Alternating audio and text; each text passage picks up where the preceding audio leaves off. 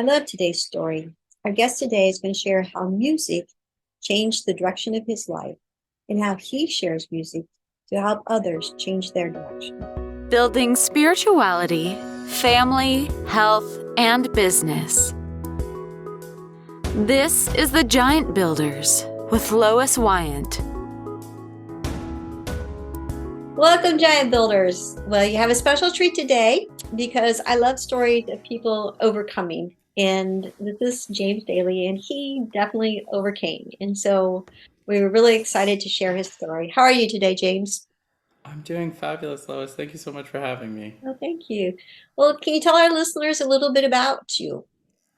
I am a classical pianist. I own San Ramon Academy of Music, which gives remote and in-person music lessons in San Ramon, California. And I also own Powerful Piano, which is a YouTube channel that gives free learning resources to music students. Oh, that's pretty cool. Any type of music or specific kinds of music with the YouTube channel?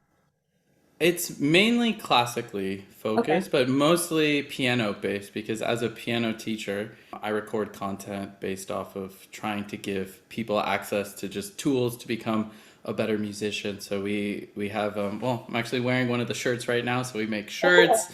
We have a musician's notebook, which I've worked on for the last few years, actually finally coming out, which is a great study resource for anyone wanting to learn music from a scholastic perspective. So a lot of Okay. cool stuff. Yeah.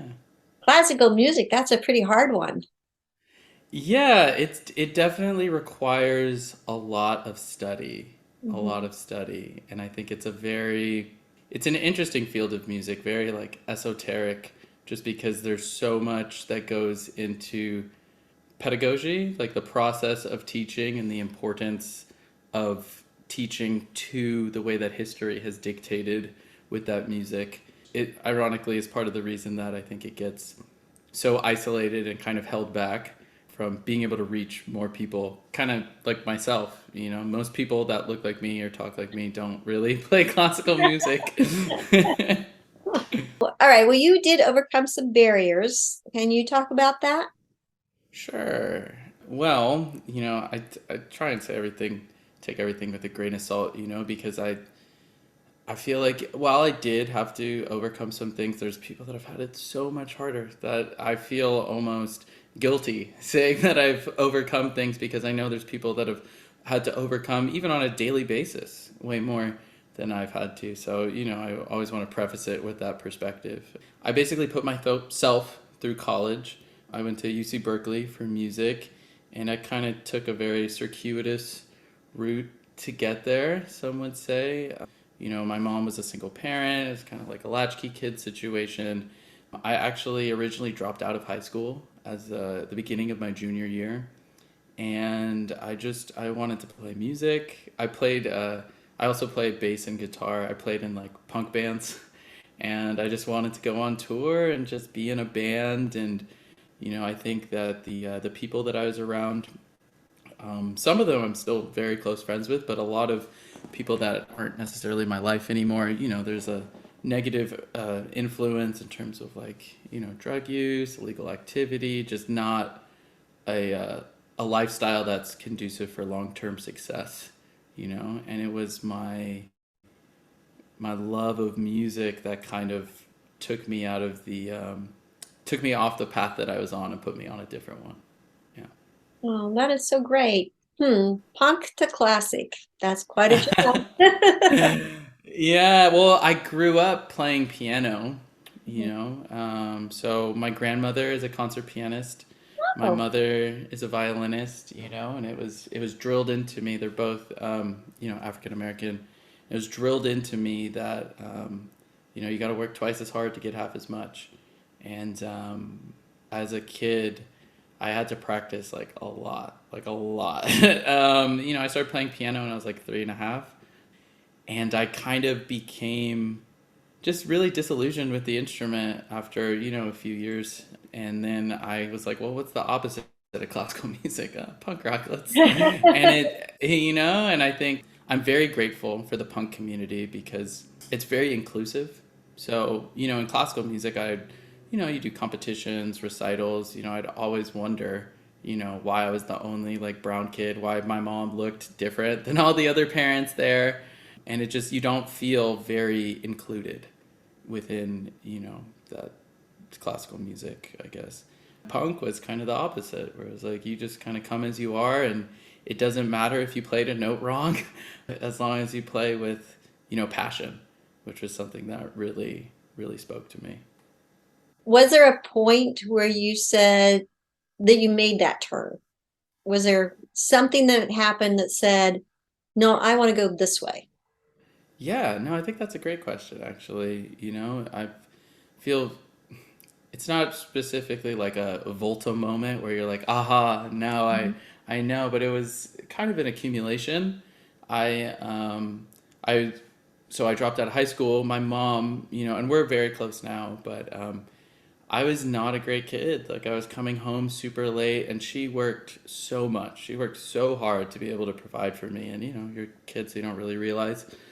But she eventually kicked me out when I was like right before I turned 17, and I was working full time, and I was surviving. I was doing not so great things to get by, but I had a job too, so I wasn't just, but it was, like I said, not a lifestyle conducive for long-term success. And I took a music class at a community college, and that kind of opened the door. I feel very lucky to have had good mentors. But right before I dropped out of high school, my guidance counselor, Miss Tiffany Trina, I love Miss Trina. She told me, she's like, you should really just take this test, and then like I can get you into concurrent enrollment, and like you can do a class at a community college. She's like, you're smart. You should be like, you should just do something. Like I get that you hate high school. I get that you hate it here, but at least you can do something else. So I took a business econ class one semester. Is the only class I took after I dropped out, and I really liked it just because of the way that the accountability worked in college versus high school. And I went to a pretty objectively terrible high school. I think it's like a less than 20% graduation rate in Mhm. LA. So just that was different. And then over the summer, I signed up for a music class because I was like, I really want to write better music for the band that I was in. And it really made me fall in love with written music all over again. And I hadn't played piano. I had forgotten how to read music, which is so funny because it's literally my job now to teach people how to read music. And I had this like dawning moment, but also like moment of like sheer terror. Like, oh my gosh, like I want to do this, but I'm so far behind the eight ball. Like I don't even know if like it's gonna be possible. And I don't know. I'm a very determined person, so I worked. I just thought, okay, if I practice more than everyone, then I'll be okay. And then so I started taking a full load in the fall of classes, like 20 units. I worked full time, practiced full time, Wow. hardly slept for 2 years, but like I got straight A's in community college. I got a full scholarship to UC Berkeley for music. At Berkeley, I had amazing tools and resources that made me a better musician. But that one class in community college was really that moment where I was like, wow, there's something else for me that I can do. Oh, You that know, is so exciting. Good for you. Well, tell me some of the goals for your academy. I will always teach. I love teaching, and I feel very indebted to the mentors that I've had over the course of my life that I have now. I think I am really like an amalgamation of their input. I did the things. To be fair, I did the things, but I wouldn't have done them or known how to do them without mentors. So mentorship is something that's so important to me. I'll always teach, but I think I'll have a more oversight role in the academy because part of the reason I made the school was, I wanted to reach more students. I realized I was like, man, like there was a point where I had like 40 something private students. I was working like 7 days a week. It was just like not sustainable, and I was getting calls for more students. I think because I don't know, there's something where kids seem to really I can empathize with my students, and they seem to really appreciate that I treat them like as much of an adult as possible and give them a voice, and I try and make it fun instead of just we have a linear objective of a musical goal. So I definitely see myself more in the future overseeing more, doing more, to bring on teachers like myself, because I know, and that was why I started the school in the first place, you know, because I was like, I can't be the only good music teacher. Like, that would be so egotistical to think, you know. But I know that there's bad ones. I've worked at music schools where they kind of indiscriminately hire and they just try and get as many people in there as possible, right? And that's actually how I built my studio, because I would substitute for some of their students, and the students would be so shocked at the difference in lesson, they would ask to join my studio, and then it kind of eventually moved till I had to do my own thing because I didn't have any more time at the school. So giving a platform for like-minded educators is really one of my biggest goals, and I think everything else will kind of take falls into place from there. You know, I think a lot of times as a business owner, we get very stuck in the quarter one, quarter two, quarter three goals, Mhm. you know, and Yeah. our looking at the P&L sheets, right? And I found that the more that I just move forward with positive intention, everything else just kind of works itself out. You know, it's just really, and I don't know if it's like a faith based thing. Maybe it's easier when you have faith in your life, but I just know that it'll work out. Like, I trust that it'll work out. I know that I was put on this earth to be a music teacher and to provide, you know, my gifts in this way. And just by being a genuine person, I feel that, you know, the goals kind of work themselves out. So I try not to be too stuck on like, I have to achieve this, or I need to make this dollar amount, or I need this amount of students, you know, within 5 years. But I'd say my biggest goal is to have a thriving community of educators and students that have long-term relationships. I looked at your website and I saw some of your students playing. They are amazing. I mean, just Oh, little thank you. young people just going all over the keyboard. And it was like, whoa, they are amazing.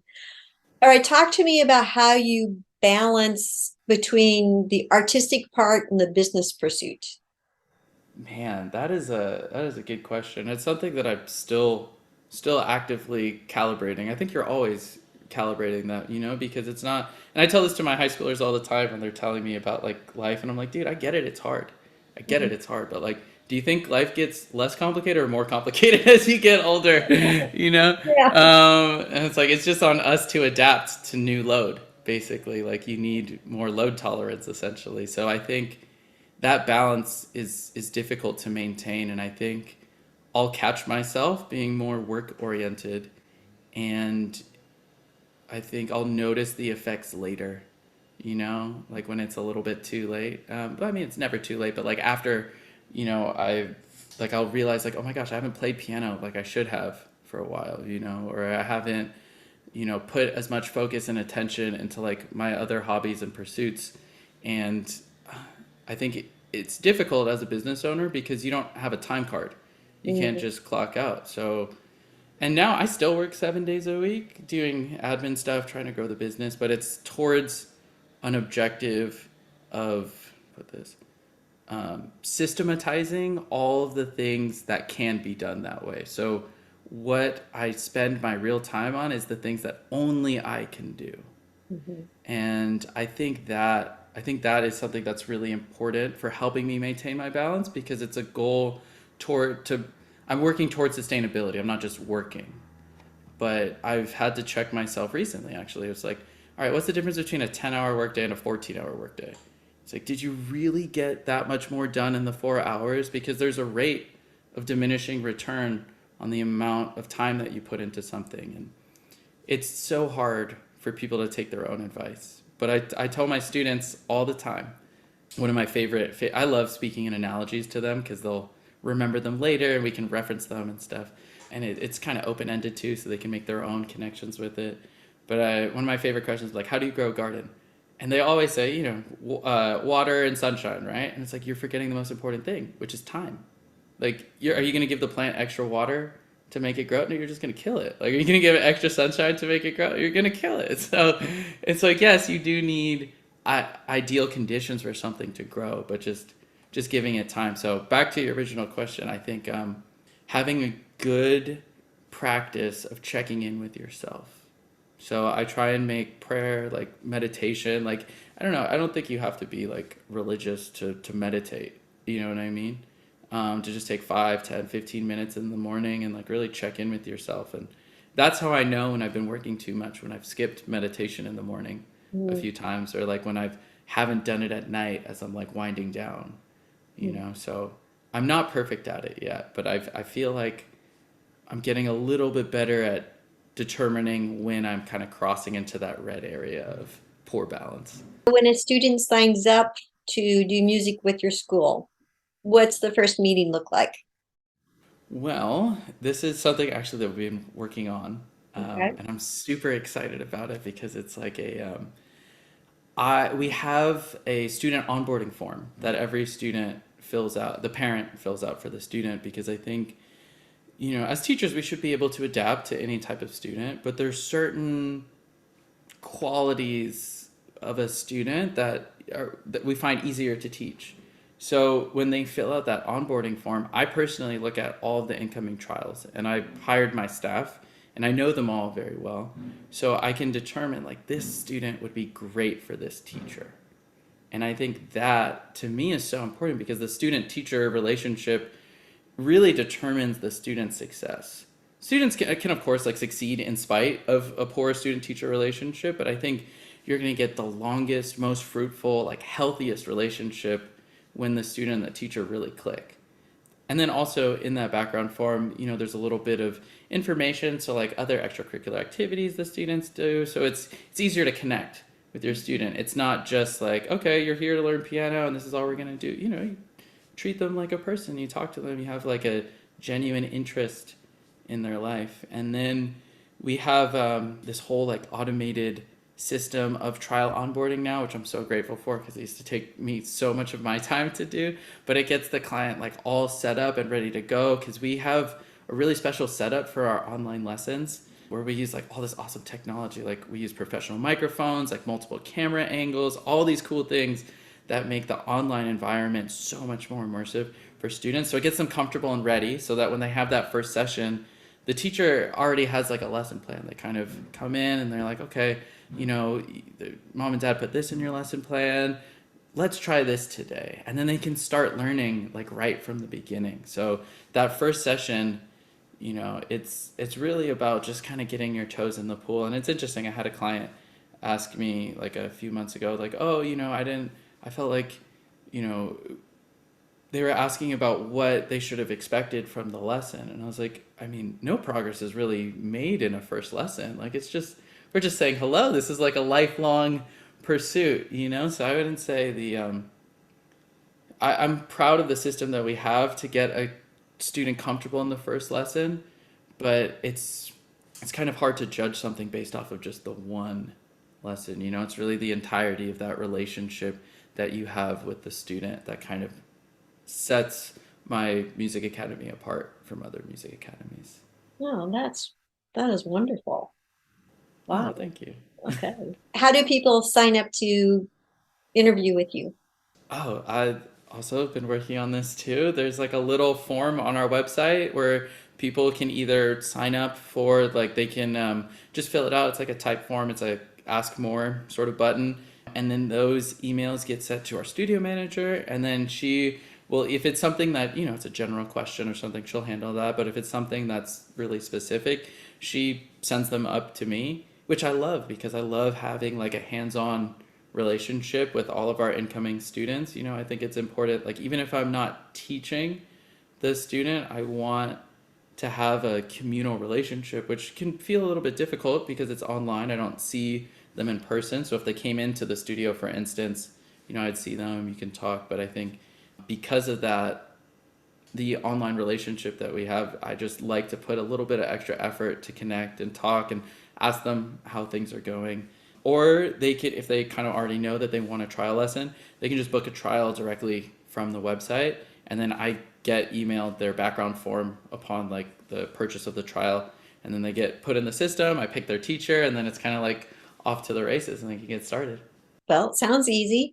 It took a while to get everything like situated, but I mean, knock on wood, it is easy, and hopefully it stays easy. Well, any closing thoughts? Well, one, I appreciate the time. Thank you so much for talking to me today and, being interested in my story. And I love being a teacher, not just for the relationship that I have with my students, but because of the relationship that it makes me have with myself. I Mm. think it forces me to hold myself to a higher standard of like how I conduct myself. Because how are you going to tell someone to do something if you can't do it yourself? It's like being an out of shape personal trainer. Like that makes no sense. You know what I mean? I've Um, seen those. I have too, and it kind of like it boggles my mind. Whoa. So I would say, I guess my closing thought is having a purpose is one of the most beautiful things possible. And like my purpose is education and what music has really done for me. And I think because of that, I work a lot, but it doesn't feel like work, which I think is the secret. Like you're never going to get away from hard work. It's just one of my mentors calls it the illusion of choice. He's like, yeah, there's technically a choice. Like you could decide to do the thing or not do it, but like you're a musician, right? You're gonna practice. Like it's not a choice. You have the illusion of practicing or not, but if you are a musician, you're gonna practice. If you are a business owner, you're gonna work crazy hours.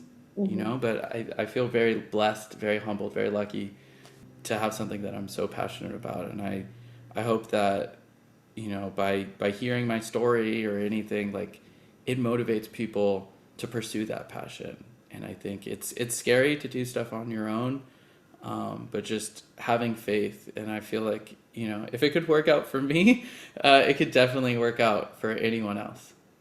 Well, I love hearing the passion in your voice. And also, I know that from visiting your website that your passion is shared with in your students, and what you're presenting as an outcome of all your hard work is all the beautiful music that is being shared by all the people that you touch. So that's a wonderful thing.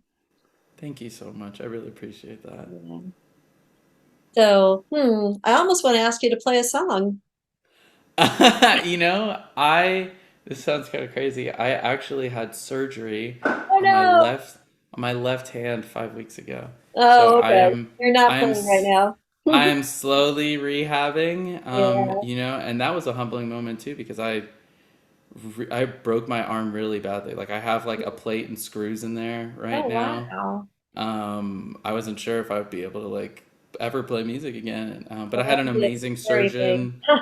Oh yeah. Yeah. Oh yeah. So I not yet, but I would love to finish this rehab and definitely play a song Okay. when I've completed my rehabilitation. But there's actually performance videos of me playing on the Powerful Piano YouTube. So if anyone would like to see Okay. me play, and I also do composition. So I just finished a commission for a university in Wisconsin where I was playing and performing with a mezzo soprano. Oh, So my music is on there as well. Yeah, oh, actually, I went to school to be a composer. I didn't even go to teach. It just, followed the passion, and then I kind of fell into the career. oh, wow. That's exciting. All right. Well, I'm going to go look for that composed music there. Oh, thank So, you. all right.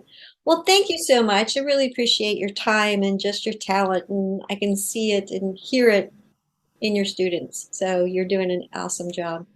Oh, thank you so much. I really appreciate it. All right. All right, Giant Builders. See you next time. Thank you for listening. This has been The Giant Builders with Lois Wyant.